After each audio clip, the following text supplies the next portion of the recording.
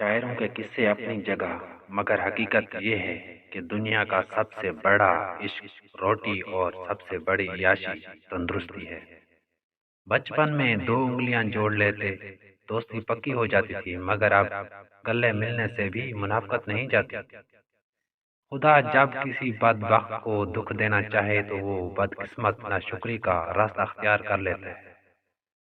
عورت جس کو متاثر کرنے کے لیے مہنگی کپڑے پہنتی ہے، اصل میں وہ اسے ننگا دیکھنا ہی چاہتا ہے۔ اپنے حصے کی غلطی کو اعتراف کر لینا کسی مسئلے کے حل کی طرف پہلا کامیاب قدم ہے۔ کوئی نہیں دیکھتا کہ آپ کسی کے لیے کتنا کرتے ہیں، وہ صرف وہی دیکھتے ہیں جو آپ نہیں کرتے ہیں۔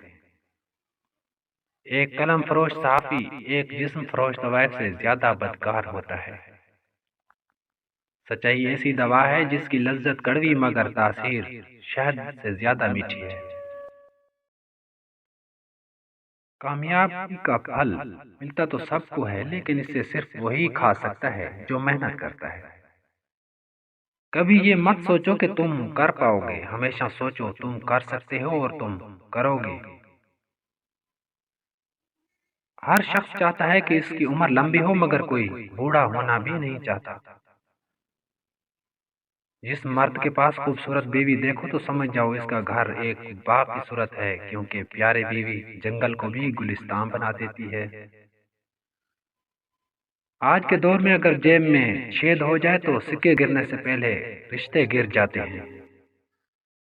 جو بیج اپنے چھلکے کو اتارنے نہ دے وہ کبھی ایک پھلدار درخت نہیں بن